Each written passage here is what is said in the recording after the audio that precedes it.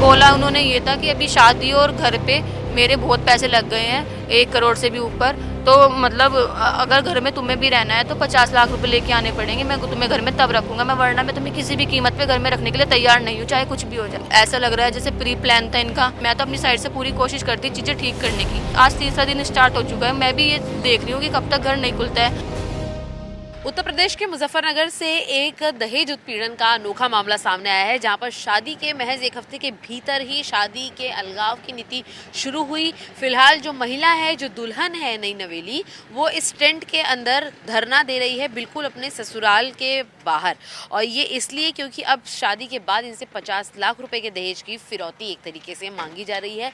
ससुराल कहाँ पर है वो आपको मैं दिखाते चलूँ। A to Z कॉलोनी का ये एक घर आप देख सकते हैं कि इस पूरी कॉलोनी में जब आप इस घर को देखेंगे आप अंदाज़ा लगाएंगे कि सामाजिक तौर पर या आर्थिक तौर पर आपको एक सुसज्ज परिवार इसके अंदर रहता हुआ नजर आएगा। लेकिन यहाँ पर जहाँ दुल्हन ब्याही गई, विदा करके लाई गई, वहाँ से शादी के जब 2 दिन बाद दूल्हा दुल्हन रवाना होते हैं हनीमून पर, उसके बाद लड़की से 50 लाख रुपए की मांग की जाती है, जिसकी 2 से 3 दिन पहले शादी हुई है। और उसके बाद उसे अपने मायके दोबारा भेज देने की बात होती है। शादी के बाद, हनीमून के बाद जब वो ससुराल वापस लौटती है, उसे मायके होली के नाम पर भेजा जाता है और वापस लाया ही नहीं जाता।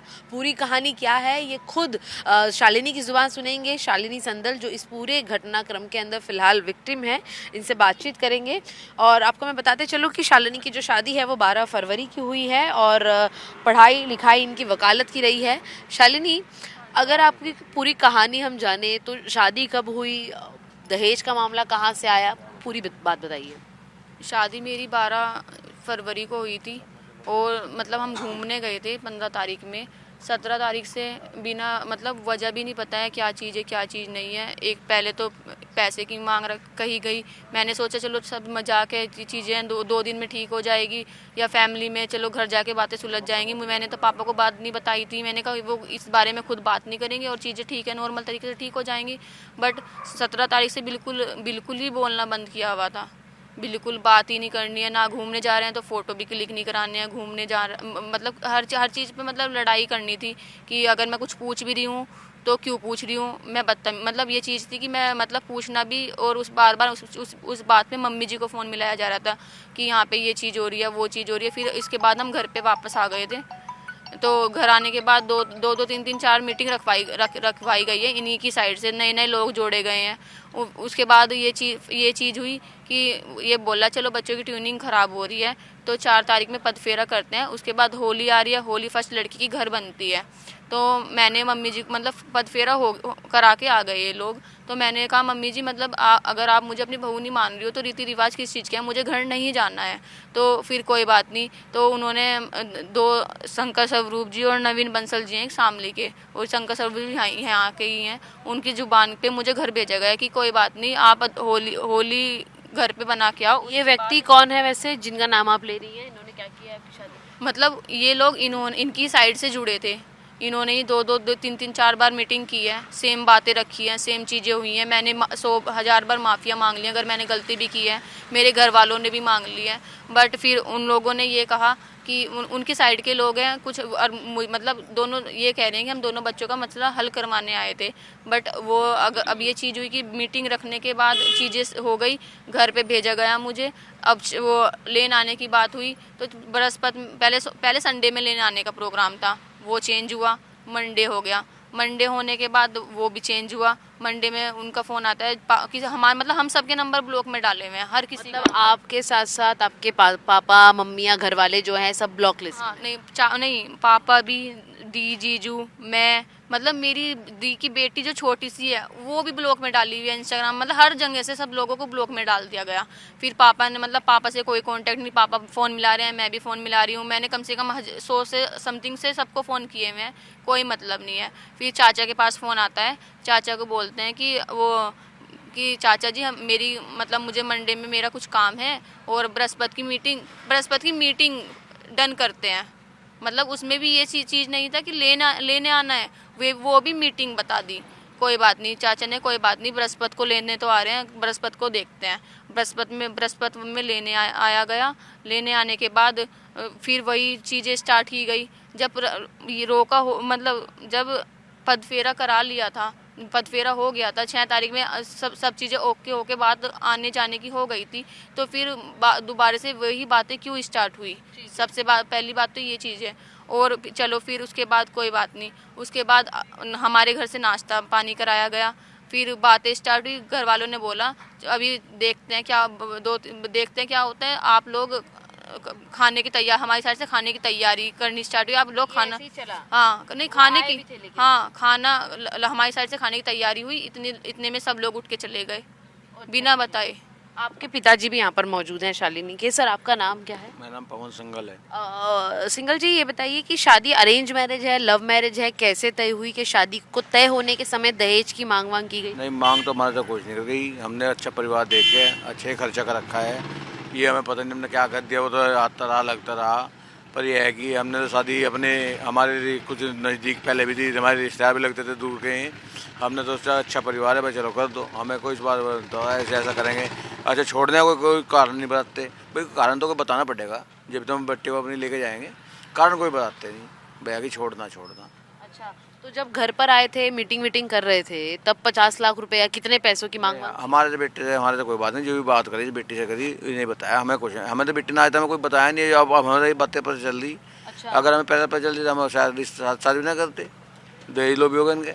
अभी तो हमें अब लोग अब बता रही हमारी बेटी कि भाई ऐसा काम हमें कभी नहीं होगा इसका, पर इंसल्ट करा ना। शादी के पहले आपसे कभी कहा था कि मतलब दहेज चाहिए या कुछ चाहिए? बैंक अकाउंट के ऊपर सीन हुआ था। एक्चुअली क्या हुआ था ना कि घूमने जाना था, कार्ड की बात हुई, फॉरेक्स कार्ड की बात हुई और डेबिट कार्ड की बात हुई। तो डेबिट कार्ड के तो चलो डेबिट कार्ड तो मैंने बनवा लिया, कि मैंने कहा डेबिट कार्ड की बात है, डेबिट कार्ड की मैं बनवा लूँगी, बट फॉरेक्स कार्ड में 1 लाख रुपए वाली बात थी। तो मैंने भाई इतनी, मेरे पापा शादी कर रहे हैं, वो बहुत बड़ी चीज़ है, तो मैंने उनको बोला कि मैं डेबिट कार्ड तो मैं बनवा लूँगी, बट 1 लाख वाला मैं नहीं खुलवा सकती हूँ। ये बहुत बड़ी चीज़ है कि मैं अपने पापा से 1 लाख रुपये, 1.25 लाख रुपये थोड़ी ना मांगूंगी, क्योंकि 25 हज़ार रुपये में वो खुला था डेबिट कार्ड। तो कोई बात नहीं, इन्होंने किसी बैंक वाले को मेरा नंबर दिया, उनका फ़ोन आया। मैंने कहा सर, उन्होंने कहा मैम ऐसे ऐसे बात है, उन्होंने आपका नंबर दिया है, आपको ये दोनों कार्ड बनवाने हैं और 1.25 लाख रुपए के चेक लगेंगे।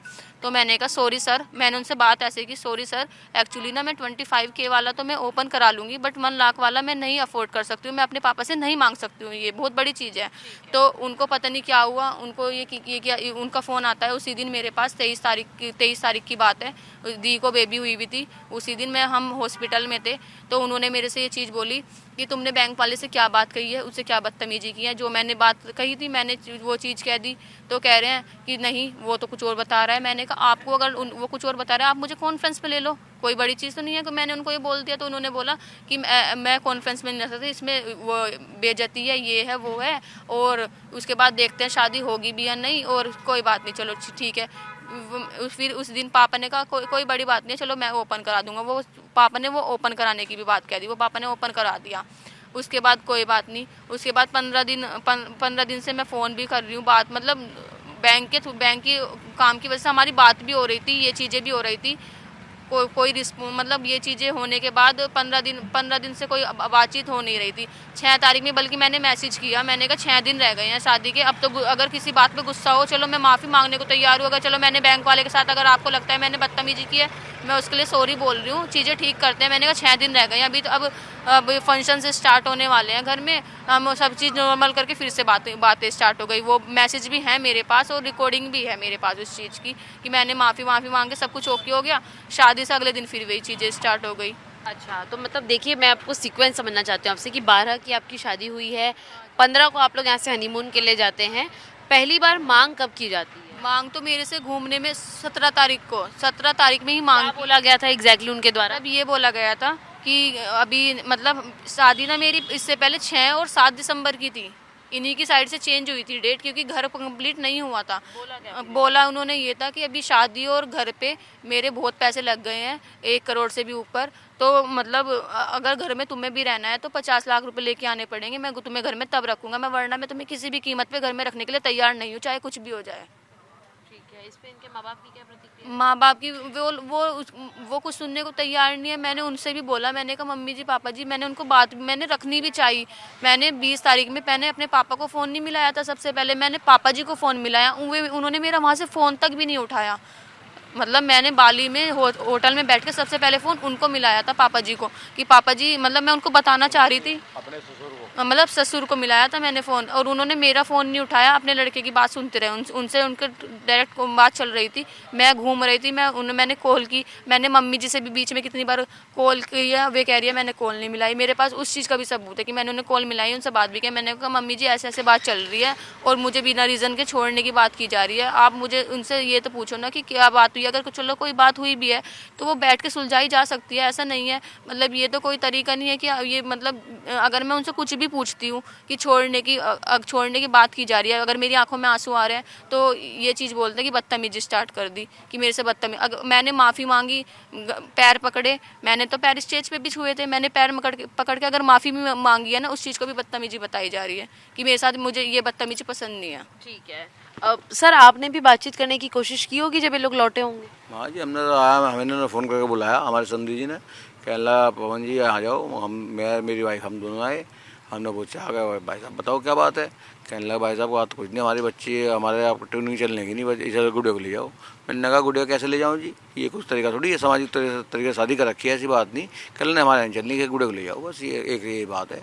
हमने गलती बताओ, कोई कारण तो बताओ, कोई कारण बताना तो याद नहीं।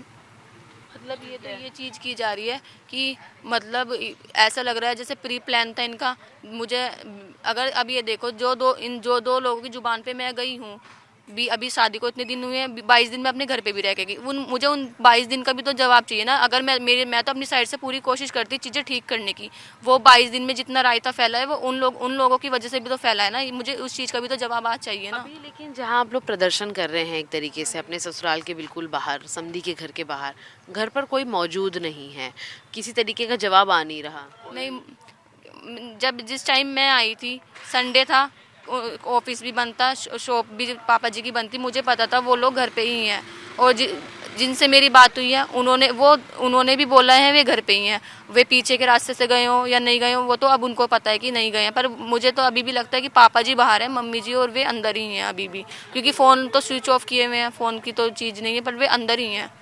अगर मुझे ये नहीं समझ में आ रहा है, चलो गलती मैंने की है या उनकी साइड से भी है, ये 2-2 3-3 दिन का टाइम मांगा ही क्यों जा रहा है, अगर बात रखनी है तो खुल के एक ही बार में रखी जाए ना, वो तो 2-2 वकील करे बैठे हैं, हमें पहली बात मुझे कंप्लेन नहीं करनी है, क्योंकि मैंने 2 सिग्नेचर के बेस पे शादी नहीं की थी, अगर मुझे कोर्ट कचहरी में ही जाना होता तो मैं कोर्ट कचहरी के थ्रू शादी करती ना, अगर कोर्ट कचहरी के माध्यम से मुझे वो, मैंने भरे समाज में 1200 1250 तक फिर ऐसे प्रदर्शन करेंगे? अब ये तो वो लोग जब तक सबूत इकट्ठे करते रहेंगे जब तक वो आएंगे नहीं सामने, उन्हें सबूत चाहिए, उन्हें वैलिड रीज़न कोई ना कोई तो अब उन्हें देना पड़ेगा ना, जब इतनी चीज़ें हो गई, फ़ोन दोनों सब नंबर ऑफ करे बैठे हैं।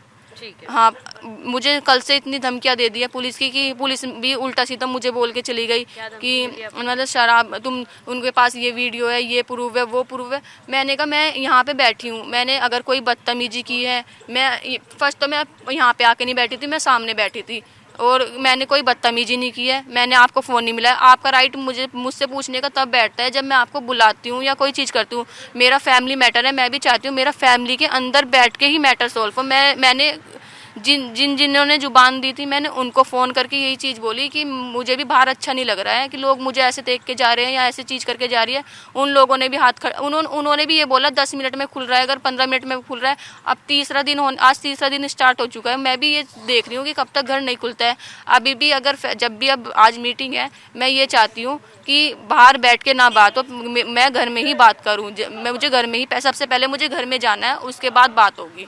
ठीक है, तो ये आपने शालिनी को सुना, उनके पिता पवन जी को सुना, और आप देख पाएंगे कि ये टेंट लगाकर जो हैं बाप बेटी बैठे हैं, साथ ही में परिवार के अन्य रिश्तेदार बैठे हैं, बाकायदा यहाँ पे बोरिया बिस्तर लेकर ये लोग उतरे हुए हैं मैदान में, और इनका कहना है कि इनके परिवार के अन्य जन भी जुड़ेंगे, और साफ तौर पर इल्ज़ामात सिर्फ यही है कि शादी के बिल्कुल बाद बिना किसी कारण बताए इस शादी को खंडित करने की जो मांग है ससुराल पक्ष से उठी है।